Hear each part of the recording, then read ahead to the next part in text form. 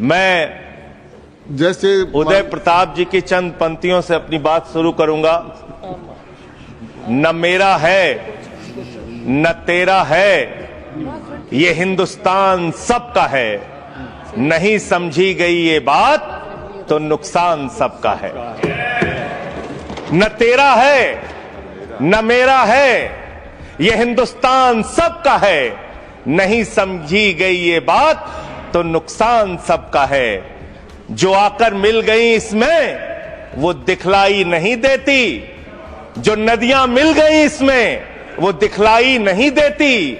महासागर बनाने में मगर एहसान सबका है। महासागर बनाने में मगर एहसान सबका है। मान्यवर, हम लोग बचपन से एक शब्द सुनते आए, सरकार माई बाप। सरकार माई बाप यानी कि जो सरकार होती है वो लोगों की माई बाप होती है, मां की तरह ख्याल रखती है, पिता की तरह ख्याल रखती है। लेकिन अगर कोई सरकार अपने बच्चों को उसका गला घोटने पे उतारू हो जाए तो वो फिर सरकार निष्पक्ष सरकार नहीं है। नहीं है मान्यवर, वो सौतेली मां है, वो सौतेली मां है, उसका व्यवहार सौतेला है।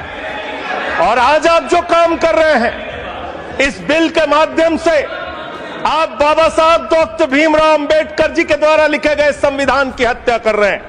और ये बात मैं इसलिए कह रहा हूं कि बाबा साहब डॉक्टर भीमराव अंबेडकर जी ने संविधान की धारा 26 में लिखा, धार्मिक मामलों के प्रबंधन की स्वतंत्रता, धार्मिक एवं धर्मार्थ उद्देश्यों के लिए संस्थाओं की स्थापना एवं रखरखाव करना, धर्म के मामलों में अपने स्वयं के मामलों का प्रबंधन करना, चल एवं अचल संपत्ति का स्वामित्व एवं अधिग्रहण करना तथा ऐसी संपत्ति का कानून के अनुसार प्रशासन करना। यह अधिकार आपने नहीं दिया, यह अधिकार किसी भारतीय जनता पार्टी के लोगों ने नहीं दिया। यह अधिकार बाबा साहब डॉक्टर भीमराव अंबेडकर जी के द्वारा लिखे गए भारत के संविधान ने दिया मानकर। और आप उस संवैधानिक अधिकार को छीन रहे हैं एक गैर संवैधानिक बिल लाके। क्या क्या लिखा इस कानून के अंदर आपने, किस तरीके से आपने इस संविधान की हत्या करने का काम किया। आप बड़ी बड़ी बातें कर रहे हैं। यह सरकार कह रही है कि ये कानून हम मुसलमानों के भले के लिए आ रहे हैं। जब मैं आपसे सुनता हूं तो मुझे लगता है कपिल शर्मा कॉमेडी सर्कस में बोल रहा है। आप मुसलमानों का भला कर रहे हैं, आप मुसलमानों का भला कर रहे हैं। दोनों सदन में एक भी सदस्य, दोनों सदन में सिर्फ एक सदस्य गुलाम अली को छोड़ के एक भी सदस्य आपका मुसलमान नहीं है। आप मुसलमानों का भला कर रहे हैं, आप मुसलमानों का भला कर रहे हैं। पूरी सरकार में एक मंत्री आपका मुसलमान नहीं है, आप मुसलमानों का भला कर रहे हैं। दो नेता अपने घरों में आपने बैठा दिया, मुख्तार अब्बास नकवी, शाहनवाज हुसैन, दोनों की राजनीति आपने खत्म कर दी। आप मुसलमानों का भला कर रहे हैं, आप मुसलमानों का भला कर रहे हैं, आप मुसलमानों का भला कर रहे हैं। अरे सुनना सीखो पहले। मान्यवर, मैं इनके इस कानून में क्या क्या लिखा हुआ है, क्या क्या कहा है इन्होंने। बैठ जाए कृपया, गुलाम अली जी बैठ जाए। धार्मिक संपत्तियों को यह बिल कब्जा करने की नापाक कोशिश है। इतनी और धार्मिक संपत्तियों को सदन में इतनी कब्जा करने के लिए सदन में इतनी शांति है कि आराम से आप बोलोगे। आराम से बोल रहा हूं सर। हाँ। आप बैठे हैं तो आपको देख के वैसे ही आराम आ जाता है। आपको देख के मैं वैसे ही आराम में रहता हूं सर।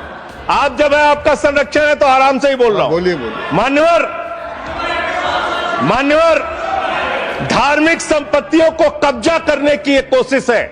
इसलिए इस बिल पर न हिंदू को खुश होना चाहिए, न सिख को खुश होना चाहिए, न ईसाई को खुश होना चाहिए, न जैन को खुश होना चाहिए, न बौद्ध को खुश होना चाहिए, क्योंकि नंबर सबका आएगा।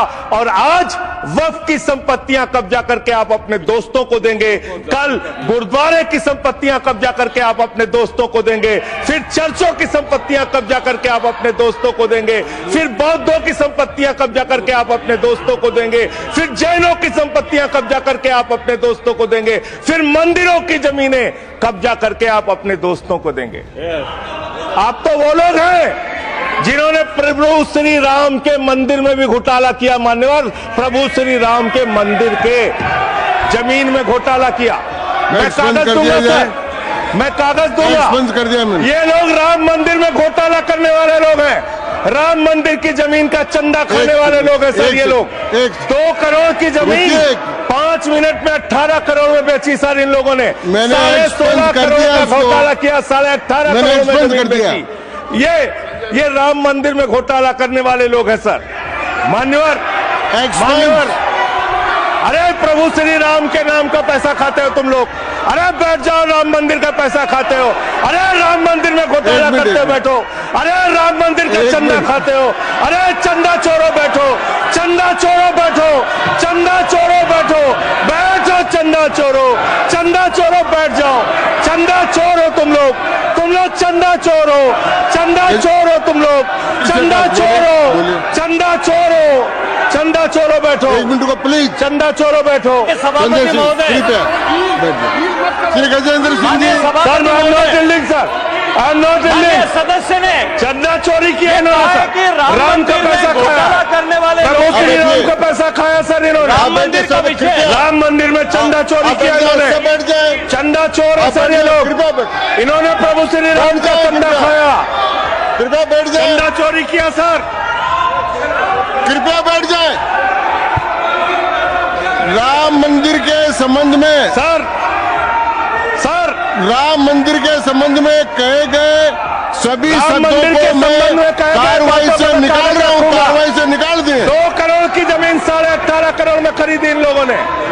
2 करोड़ की जमीन अयोध्या में 18.5 करोड़ में खरीदी। मान्यवर,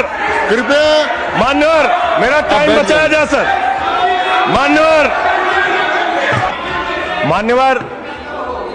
मान्यवर, आपने कहा कि इससे आप पिछड़े मुसलमानों का भला करने जा रहे हैं। सुनने में बहुत अच्छा लगता है कि आप पिछड़े मुसलमानों का भला करने जा रहे हैं।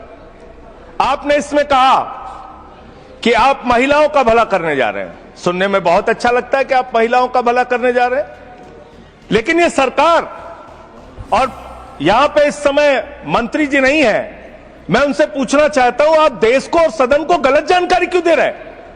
मान्यवर, 2013 के वक्फ बिल में जो भारतीय जनता पार्टी की सहमति और सहयोग से पास हुआ, उसमें भी महिलाओं के लिए आरक्षण था।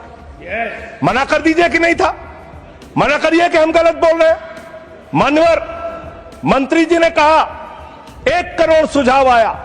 मैं आपसे पूछना चाहता हूं, कितने करोड़ ईमेल आए, कितने करोड़ पत्र आए, कितने करोड़ सुझाव आए? पूरे देश को जानकारी दीजिए, और मैं आपको दावे के साथ कह सकता हूं, जब पूरा सच सामने आएगा तो देश को पता चलेगा कितने लोग इस बिल के विरोध में थे, कितने लोग इस बिल के समर्थन में थे।